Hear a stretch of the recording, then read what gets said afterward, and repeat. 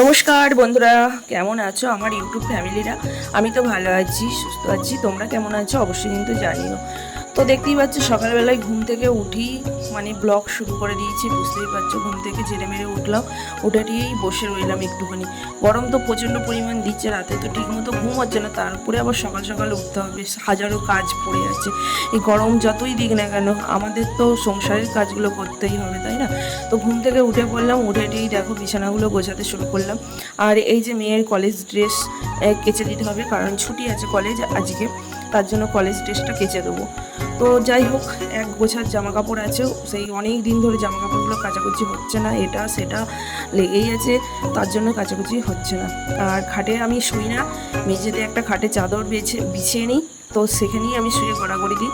একবার টেবিল পাখা জ্বালাই, একবার সিলিং পাখা জ্বালাই, এই করে রাতটা যা করে কাটাই। কী করবো বলো, এত গরমে এই ঘরটার মধ্যে প্রচণ্ড পরিমাণ গরম, কোনো হাওয়া বাতাস কিচ্ছু ঢোকে না, সেই না মরে বেঁচে থাকার মতন এই অবস্থা। একটা জানালা নেই, একটা জানালা রয়েছে, সেখান থেকে কোনো পরিমাণেই হাওয়া ঢোকে না, সে এমন একটা জায়গায় জানালা রয়েছে, কি বলবো বন্ধুরা, বলার কিছু নেই গো। তো যাই হোক, খাটে বিছানা পেতে দিলাম, খাটটা গুছিয়ে নিলাম, বলতে বর্মশাই খাটে শুয়েছিল। ও যত গরমই দিক মাঝে মিশেলে ও খাটেই শুয়ে, আবার মাঝে মিশেলে আমার কাছে মেঝেতেই শুয়ে পড়ে। কি করবে বলো, গড়াগড়ি যেখানে গরমকালে যে যেখানে পারে সে সেখানে শুয়ে পড়ে। আর মেয়ে আমার মেঝে নিচের ঘরে রান্নাঘরটাই শুই, কারণ হচ্ছে ও গরমে একদমই থাকতে পারে না, তাই ও রান্নাঘরটাই শুই। এই যে এই খাটে চাদরটা পেতে শুয়েছিলাম, তো খাটে চাদরটা চলো ভাঁজ করে নিই, ভাঁজ করে রেখে দিই, সব কিছু গুছিয়ে রেখে দিই। তো ঘুম থেকে উঠি, এই সংসারের কাজগুলো এক নাগাড়ে করে নিলে কি বলো তো, আমার অল্প সময়ের মধ্যে কাজ। আর নিচেই গিয়ে যদি নিচেই যাই আর নিচেই কাজ করতে করতে এটা ওটা করতে করতে আর ওপরে এসে কাজ করা হয় না। তো এই যে এতগুলো জামাকাপড় দেখো, চলো এখন কাচতে যাব। তো কাচতে যাওয়ার আগে ঘর দুয়ার ঝাঁট দিয়ে নিয়ে একদম নিচেই চলে এসেছি, সব কিছু গুছিয়ে রেখে কাচতে যাব। নাহলে আবার দেখো কেচে এসে আরও ক্লান্ত হয়ে যাব, তখন আর এসে না এই কাজগুলো করতে ভালো লাগবে না। যেমন হচ্ছে এই রান্নাঘর ঝাঁট দেওয়া, দোকান ঘর ঝাঁট দেওয়া, রান্না সেই বাড়ির সঙ্গেই তো দোকান ঘর, তো সেগুলো ঝাঁট দিয়ে পরিষ্কার করা, তারপরে এই যে গ্যাস মোছা, গ্যাসের তাক মোছা, এই কাজগুলোকে সেরে ওপরে যাব। আর কটা যদি বাসন থাকে বাসনও মেজে নেবো। সম্পূর্ণ পরিপূর্ণভাবে কাজগুলো তোমাদের সঙ্গে শেয়ার করা হয় না, সব শেয়ার করতে গেলে অনেক অনেক বড় ভিডিও হয়ে যাবে বন্ধুরা। তার মধ্যে তো আমাকে আবার ভিডিওটা ছাড়তে হবে, তাই না? এডিট করে নেট দিয়ে অনেক কিছু তো প্রবলেম আছে না, সব কিছু প্রবলেমের মধ্যে দিয়েও যে ভিডিও বানাচ্ছি, সেই প্রবলেমের কথা সোশ্যাল মিডিয়ায় কাকে বলবো তুমি বলো? তো যাই হোক, ভিডিও বানাচ্ছি, বানাতে থাকবো, কারণ এটা আমার অভ্যাসে দাঁড়িয়ে গেছে। মানুষ যেরকম একটা বাড়িতে দেখবে একটা পোষ্য রেখে দিলে সেই পোষ্য হচ্ছে মানুষের ভক্ত হয়ে যায় দেখবে, তো আমারও হচ্ছে সেই রকম ইউটিউবে ভিডিও করে করে এমনই অভ্যাস হয়ে গেছে, রেগুলার ছাড়তে না পারলেও আমার কিন্তু ভিডিও করতে ভীষণ ভালো লাগে। তো এই দেখো, একটু গরম জল করছি, সমস্ত কাজ সেরে গরম জল করে নিচ্ছি, কারণ হচ্ছে এখন চিয়া সিড খাবো। চিয়া সিডটা গরম জলে ঢেলে নিলাম, তারপরে এর মধ্যে একটু লেবু রস দেব, আর হচ্ছে একটুখানি সামান্য একটুখানি মধু দেবো। আমি জানি না এটা খেলে উপকার আমি কতটা পাবো না পাবো, তবু খাচ্ছি। আমার শরীরের জন্য কতটা ক্ষতিকর আমি সেটাও জানি না, কারণ আমার শরীরে থাইরয়েড আছে, কোলেস্ট্রল আছে, তো এই দুটো জিনিস আছে। আমি তার জন্য কি চিয়া সিড খাওয়া যাবে কি যাবে না আমি সেটাও জানি না, যদিও বা ডাক্তারের পরামর্শ নেওয়া হয়নি, ডাক্তার দেখাতে যাওয়া হয়নি। আমার শরীরে যেহেতু থাইরয়েড আছে, তাও আমি একদিনও ডাক্তার দেখা জানি, মাঝে মিশিয়ে রিপোর্ট করি, রিপোর্ট দেখে বলে দেয় কম বেশি কেমন আছে, সেই অনুযায়ী আমি ওষুধটা খেয়ে নিই। তো খেতে একদমই ভালো লাগে না এই চিয়া সিড আর লেবুর রস আর মধু সকালবেলা খালি পেটে, কি বলবো, এই যে মোটা হয়ে যাচ্ছি, আর যেহেতু আমার থাইরয়েডটা মোটারই, তাই মোটা হয়ে যাচ্ছি বলে না এইগুলো খেয়ে আমি ওজন কমানোর চেষ্টা করছি। যদিও বা এখন সকালবেলা করে হাঁটাহাঁটি করতে যেতে পারছি না, কারণ প্রায় দিনই কলেজ থাকে মেয়ের, আর যেটুকুনি ছুটি থাকে এই যে সকালবেলায় কাজকর্মগুলো সারতে আর এই গরমের মধ্যে আমার আর ইচ্ছা করে না হাঁটতে যাই, কি অস্বস্তি লাগে জানো তো। আর হাঁটতে গেলে একটা রোগ আছে আমার, হাঁটতে গেলে মানুষের গরমের মধ্যে হাত পা যেন আরও আমার ফুলে যায়, তো তখন আর ভালো লাগে না, সেটি আরও ক্লান্ত লাগে শরীর, মনে হয় যে কাজ করব না একটু শুয়ে বসে রেস্ট নেবো, কিন্তু শুয়ে বসে রেস্ট নিতে গেলে তো হবে না। তো এখন এই যে জামা কাপড়গুলো, অনেক জামা কাপড় কেচে ফেলেছি, প্রায় 2 বালতি জামা কাপড় কেচে, দেখতে পাচ্ছ 2টো আনলা পুরো ভর্তি হয়ে গেছে। অতগুলো জামা কাপড় ছিল, সেই সব জামা কাপড়গুলো কাচাকুচি এই গরমের মধ্যে করেছি। আর নাইটিটা পরেই এই কাজগুলো করে নিলাম। এই যে কাচাকুচি করেছি, নাইটিটা পুরো আমার ভিজে গেছে। নাইটি পুরো ভিজে যাবে বলেই আমি কিন্তু নাইটি ছাড়িনি গো। আর নাহলে এবার নাইটি ছেড়ে আমি চেঞ্জ করে কাপড় পরবো। আর এখানে দেখো ওয়েদারটা পুরো মেঘলা মেঘলা করছে, জানি না রোদ হবে কি হবে না। গাইস দেখো একদম ভর্তি জামা কাপড়, 2টো আনলা ভর্তি করে কেচে দিয়েছি। কাচার সময় তোমাদেরকে শেয়ার করতে পারিনি। এদিকে মেয়ের কলেজ ড্রেস, ওদিকে প্যান্ট, সবই মেয়ের, বেশিরভাগ সব কিছু মেয়ের কেচে দিয়েছি। চলো নিচেই যাবো এবার, 9টা বেজে গেল। কাচতে কাচতে ওয়েদারটা আজকে কি বলো তো, মেঘলা মেঘলা করছে, একটু হাওয়া দিচ্ছে, একটু রোদ বেরোচ্ছে, এইরকম হচ্ছে ওয়েদারটা আজকে। এনেছে চা মায়া,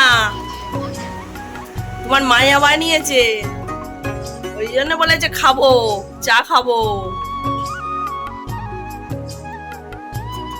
আমি উপরে কাশছিলাম, আমার মা মিষ্টি, চরম মিষ্টি দিয়েছে না? তুমি তো বলে চিনি বলতে, আমি তোমাকে দেখালাম। চা তো মনে হচ্ছে চুড়িয়ে জল হয়ে গেছে। আমি চিনি দিইনি তো চায়ে, আমাকে বললাম বাবারটা চিনি গুলে দি। না খাওয়া যাবে না, গরম করতে হবে। জুড়িয়ে জল হয়ে গেছে। কি নুনটা হয়েছে না কি হয়েছে দেখি চাটা খেয়ে। তেজপাতাগুলো ফেলে রেখেছে। ও তুই আবার তেজপাতা দিয়েছিস আদার বদলে? আদা খুঁজে পাই, আদার বদলে তেজপাতা দিয়েছে। চাটা খাওয়ার পরে এই যে সবজিপাতিগুলোকে পুরো কেটে নিয়েছি। সবজি তো কিছুই নেই, কাটিনি। এখানে আলু ভাজা কেটেছি খোলা সমেত, আর কেটেছি ডুমো ডুমো করে আলু, আর একটা ছোটো ছোটো ডুমো ডুমো আলু কেটেছি। কারণ ওটা করেছি মোচা, ছোলা দিয়ে মোচার ঘন্ট করেছি, পটল আলু তরকারি করেছি, আর এই যে খোলা সমেত আলু ভাজা করছি। খোলা সমেত আলু ভাজা এই লাস্ট, কারণ হচ্ছে কি বলতো, ছোটো ছোটো গুঁড়ো গুঁড়ো আলু ছিল, খোলা সমেত ভাজা খেতে ভীষণ ভালো লাগে। আর গুঁড়ো গুঁড়ো আলুর সঙ্গে দেখবেন এই টক ডাল হলে বেশি ভালো লাগে, কিন্তু আমি এতগুলো রান্না করে ফেলেছি বলে আর ডাল করিনি। ডাল উঠবে না, পটল আলু তরকারি আছে যেহেতু। এত পরিমাণ গরম দিচ্ছে সেটাই তোমাদেরকে বলছি। আর বলছি যারা বাইরে কাজে যায় তাদের কি অবস্থা বলো দেখি। আমরা ঘরের মধ্যে থাকতে পারছি না, ঘরের কাজ করতে পারছি না, এত গরম দিচ্ছে, এত কষ্ট হচ্ছে।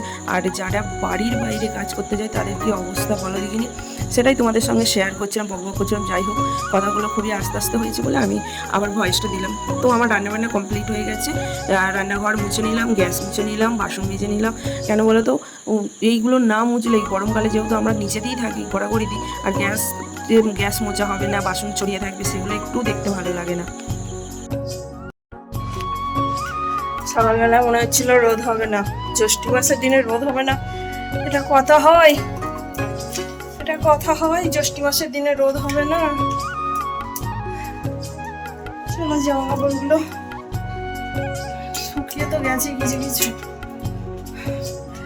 খাওয়া দাওয়া করলাম, বাসন মাজলাম, গ্যাস মুছলাম, নিজের কাজ কমপ্লিট করলাম।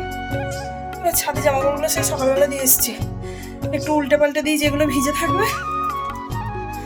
সকালবেলা মনে হচ্ছিল রোদ হবে না, কিন্তু গুমোট গরমও রয়েছে আর একটু হাওয়াও দিচ্ছিল। তো যাই হোক, অনেক জামা কাপড় কাচেছি, সেগুলো সব শুকিয়ে গেছে সব। এই রোদে এখন যা রোদের তাপের গুমোট, তো সেই রোদ বেরোবার না বেরোক তাপেতেই সব শুকিয়ে যাবে। তো চলো জামা কাপড়গুলোকে গুছিয়ে নিয়ে নিচেই চলে যাই। সবই জামা কাপড় শুকিয়ে গেছে, মোটামোটা জিন্সের প্যান্টগুলোও কেচে দিয়েছি, সেগুলোও ধরো শুকিয়ে গেছে। একবার করে উল্টে পাল্টে দিয়ে গেলে ভালো হতো, কিন্তু আসার আর আমার সময় হয়নি গো। এই যে উল্টে দিলাম, এখন দেখছি যে একদিকটা ভিজে রয়েছে বলে আবার রেখে দিলাম, কিন্তু শুকিয়ে গেছে, কোমরের কাজটাই একটু ভিজে আছে। তো চলো এখন সব জামা কাপড় নিচেই নিয়ে বাপরি ঘেমে নিয়ে একাকার হয়ে যাচ্ছি।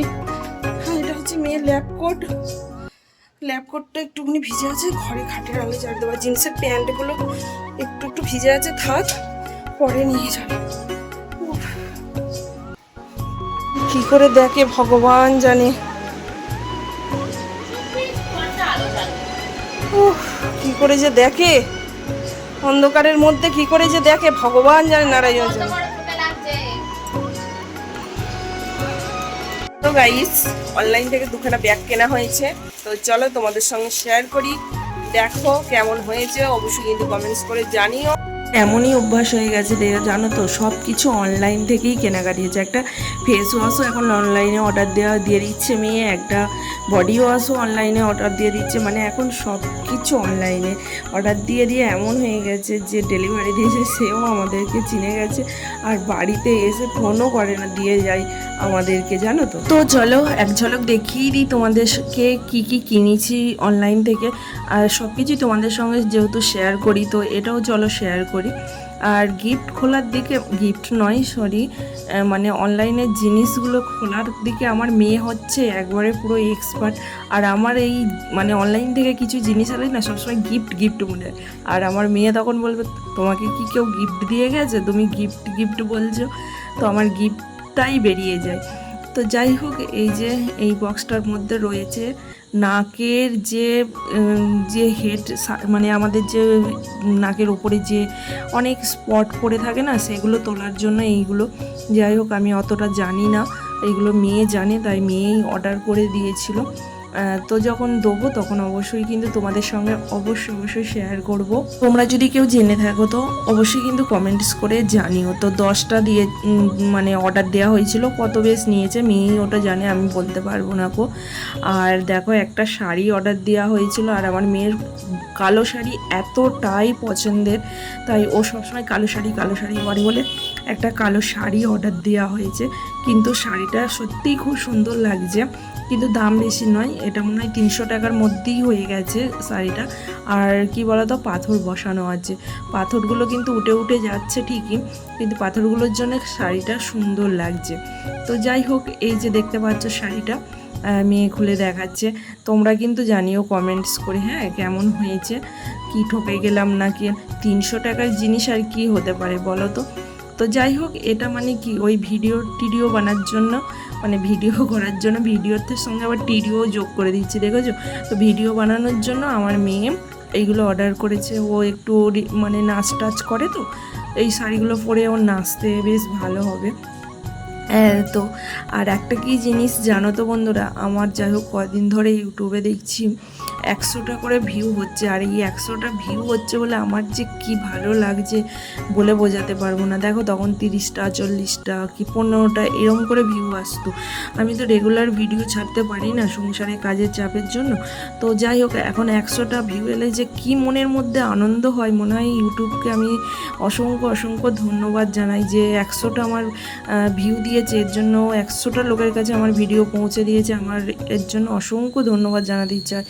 খুব ভালো লাগে জানো তো, কত কষ্ট করে পরিশ্রম করে কি বলতো ভিডিও বানাই। তো যাই হোক, এই দেখো দুটো ব্যাগ নেওয়া হয়েছে অনলাইন থেকে। ব্যাগগুলো সবারই চেনা, সবারই পরিচিত, দেখি অনেকজনা ভিডিও বানায় এরকম ব্যাগ নিয়ে। তো ব্যাগ দুটো খুব ভালো, মানে শাড়ি জামার সঙ্গে সব রকমের সঙ্গেই চলবে। একটা দেখো ব্ল্যাক কালারের, আর একটা হচ্ছে সাদা মানে হোয়াইট কালারের, দুটো নেওয়া হয়েছে। তোমাদের কাদের এরকম ব্যাগ আছে কিন্তু অবশ্যই কিন্তু কমেন্টস করে জানিও। খুব ভালো হয়েছে দেখো। কিন্তু এত জিনিসপত্র কেনাকাটা হয়, কিন্তু কি বলো তো রাখার জায়গা নেই, আমার এটাই দুঃখের বিষয়। আমি একটা ভালো আলমারি যে ঘরের মধ্যে কিনবে রাখবো, সেই আলমারি রাখারও আমার জায়গা নেই। ভগবান মনে মনে ভাবি, ভগবান আমাকে সব দিয়েছে, যদি একটা ভালো দুটো ঘর দিত আমি জিনিস রেখে শান্তি করে পেতাম, কিন্তু ভগবান আমার কপালে এমনই দুর্ভাগ্য দিয়েছে বললে বিশ্বাস করবে না। সেই একটা ঘর নিয়েই বিয়ের পর থেকে আমি সেই মানে লটুর করে আসছি, একটা ঘরেরই সব কিছু, আর কবে দেবে ভগবান জানি না। তো যাই হোক, ব্যাগ দুটো কেমন হয়েছে কিন্তু কমেন্টস করে জানিও। আবারও বলছি, কেমন হয়েছে অবশ্যই কিন্তু জানিও, জিনিসপত্রগুলো কেমন হয়েছে অবশ্যই জানিও। আর যদি ভিডিওটা ভালো লাগে অবশ্যই চ্যানেলটিকে সাবস্ক্রাইব করে দিও। যে যেখান থেকে দেখছো কমেন্টস করে দিও। ভালো থেকো, সুস্থ থেকো, সাবধানে থেকো, হাসি খুশিতে থেকো। চলো টাটা।